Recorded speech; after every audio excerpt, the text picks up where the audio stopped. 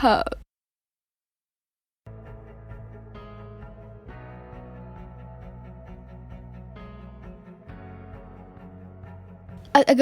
ያለ ወይንም ራቅ ብሎ ከፊት ለፊታችሁ የተቀመጠ ሰው ስላዛጋ ወይንም ሲያዛጋ ስላያችሁ አዛግታችሁ ታውቃላችሁ? አልደከማችሁም ወይም እንቅልፋችሁ አልመጣም ግን እንደው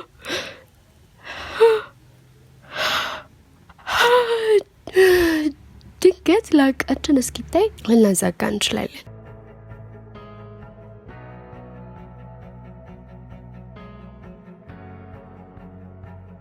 ዩኒታ contagious ማዛጋት ወይም ደግሞ ተላላፊ ማዛጋት የሚተላለፍ ማዛጋት ይባላል። ለምንድን የሚፈጠረው የሚለውን ጥያቄ ሳይንቲስቶችም ቢሆኑ አሁንም ድረስ ምላሽ ባይኖራቸውም ለዛ ጥያቄ በጥናት ላይ ያሉ በርካታ መላምቶች ግን አሉ። በጣም ብዙ መላምቶች አሉ። ከነዚህ ሁሉ መላምቶች መሀል ግን በጥቂቱም ቢሆን ተጨባጭ የሆኑና የተወሰነ አመኔታ ያገኙ ሁለት ፊዚዮሎጂካል መላምቶች እናሳያችሁ ወይንም እናስተዋውቃችሁ ላይ ዛሬ። የመጀመሪያው ፊዚዮሎጂካል መላምት ማዛጋት የሚጋባው በአንድ የተወሰነ ስቲሙለስ አማካኝነት ነው የሚል ነው። ይህ ደግሞ fixed action pattern ይሉታል። ይህን ፓተርን እንደ ሪፍሌክስ ወይንም ፈጣን አጸፋ አድርጋችሁ አስቡት።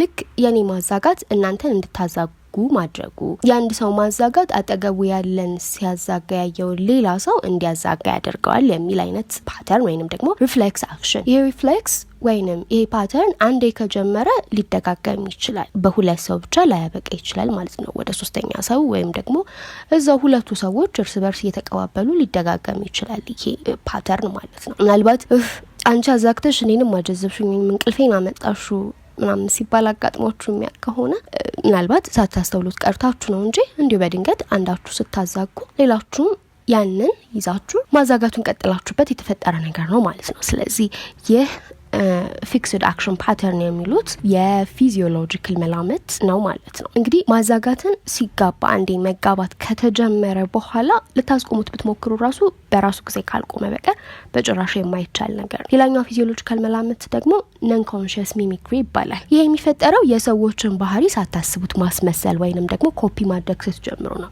ድንገት ሳታስቡት የሚፈጠር መኮረጅ ወይም ደግሞ ያሱ የሚያደርገውን ነገር ማድረግ። ለምሳሌ ፊት ለፊታችሁ ቁጭ ብሎ የሚያዋራችሁ ሰው ጸጉሩን ቢያቅ ጸጉራችሁን መነካካት ልትጀምሩ ትችላላችሁ።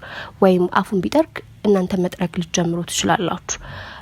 ምናልባት ደግሞ አብራችሁ ቁጭ ብላችሁ ያለ ሰው ለምሳሌ እሱ አጉራን ብታጣምር አንቺም ልታጣምሪ ትችላለሽ። ሳይታወቅሽ ነው ያንን ድርጊት የምታደርጊው ወይም ደግሞ ያንን ነገር የምትኮርጁ ማለት ነው። እንግዲህ ይሄ ሁለተኛው መላምት ሲሆን የሁለተኛው መላምት ሊነገረን የሚፈልገው ነገር ምንድነው? ሰው ሲያዛጋ አይተን የምናዛጋው ሳናውቅ የዛን ሰው ባህሪ እየወሰድን ስለሆነ ነው የሚለው። ሳይንቲስቶች ይህን መላምት የበለጠ ይቀበሉታል። ይህን ደግሞ የበለጠ ሊቀበሉ የቻሉበት ምክንያት ደግሞ ሚረር ኒውሮን የተባሉ ኒውሮኖች በውስጣችን ስላሉ ነው። ሚረር ኒውሮን እንግዲህ በጭንቅላታችን ውስጥ የሚገኙ ሴሎች ሲሆኑ ሰው ያደረገውን ድርጊት እንድናደርግ የሚያደርጉ ናቸው እነዚህ ሴሎች። እነዚህ ለምሳሌ እነዚህ ኒውሮኖች የሚጠቅሙን በይበልጥ ለትምህርት ወይንም ደግሞ እውቀትን ለመቅሰም የሚረዱ ናቸው። ለምሳሌ ያክል ሜካፕ አደራረግን የሚያሳዩ ሰዎችን ደጋግመን በማየት ሜካፕ እንዴት እንደሚደረግ እንዴት በትክክል ሊደረግ እንደሚችል ሊገባን ይችላል። ወይም ከዛ በኋላ እኛ ፐርፌክት የሆነ ሜካፕ አደራረግ ልንለምድ እንችላለን ማለት ነው። ደጋግመን እነዛን ሰዎች በማየት ሚረር ኒውሮኖቹ የሚጠቅሙት ለዛ ነው። ወይም ደግሞ የዳንስ ቪዲዮዎችን አይተን እንደነዛ ሰዎች መደነስ ልንጀምር እንችላለን። ስለዚህ የሚረር ኒውሮን ስራ ያ ነው። ይህ መላምት ምን ይላል? አንድ ሰው ሲያዛጋ ስናየው ወይንም ድምጹን ስንሰማው ሚረር ኒውሮኖቻችን ይነሳሉ፣ ይነቃቃሉ፣ ያንን ነገር ኮፒ ማድረግ ይጀምራሉ ማለት ነው። ሳይንቲስቶች ስለማዛጋትና ማዛጋት ስለመጋባቱ ካጠኑት ጥናቶች መካከል እንግዲህ ሰዎች ብቻ ሳይሆኑ የሚያዛጉት ወይም ደግሞ ማዛጋት የሚጋባባቸው እንስሳትም ጭምር ናቸው የሚል ነው። በይበልጥ ደግሞ ይህን ልዩ የሚያደርግ ልዩ የሆነው ግኝት ከእንስሳት ጋር ተያይዞ ያገኙት ምንድነው? በተለይ ውሾች ከሌሎች ሰዎች ይልቅ የባለቤቶቻቸው ማዛጋት ይጋባባቸዋል። ለምሳሌ የሰው ውሻ አጠገባችሁ ቁጭ ብሎ ሰውየውም የውሻው ባለቤትም አጠገቡ ኖሮ እናንተ ስታዛጉ አይቶ ከማዛጋት ይልቅ ውሻው ባለቤቱ ሲያዛጋ ሲያየው ሊያዛጋ ይችላል። በይበልጥ የባለቤቱ ማዛጋት ይጋባባታል ማለት ነው። ሶ ይሄ አንድ ሳይንቲስቶች ያገኙት አስገራሚ ግኝት ነው። ሌላኛው ግኝት ደግሞ ምንድነው? ማዛጋት የሚጀምረው በሰዎች ዘንድ ማለት ነው። ማዛጋት የሚጀምረው ከ4 ወይንም ከ5 ዓመት እድሜ ጀምሮ ነው ማለት ነው። ሚረር ኒውሮኖቻችንም ሆነ ያንን የሰዎችን ባህሪ ሚሚክ ማድረግ የምንጀምረው ወይንም የሰዎችን ባህሪ ኮፒ ማድረግ የምንጀምረው ማሰላሰል፣ መለየት ምንድነው ይሄ ነገር ማለት የሚጀምረው ከዛ እድሜ ጀምሮ ስለሆነ ማዛጋትም የሚጋባው ከዛ እድሜ ጀምሮ ነው ማለት ነው። ስለዚህ ምናልባት አራስ ህጻናት ፊት ሆናችሁ ብታዛጉ እነዛ ህጻናት እናንተን አይተው ላያዛጉ ይችላሉ ማለት ነው። ስለማዛጋትና እንዴት ይጋባል፣ ለምን ይጋባል የሚሉ ጥያቄዎችን ለመመለስ እጅግ በርካታ መላምቶች አሉ። ምናልባትም እናንተም የራሳችሁ መላምት ሊኖራችሁ ይችላል። ከዚህ በኋላ እንግዲህ ስታዛጉ ጥቂት ሰኮንዶች ለራሳችሁ ወስዳችሁ ምን እንደተፈጠረ ለማስተዋል ሞክሩ። ሰው ሲያዛጋ አይታችሁ ነው ያዛጋችሁት ወይንስ ሰው ሲያዛጋ ሰምታችሁ ነው ያዛጋችሁት? ስለማዛጋት አስባችሁ ነው?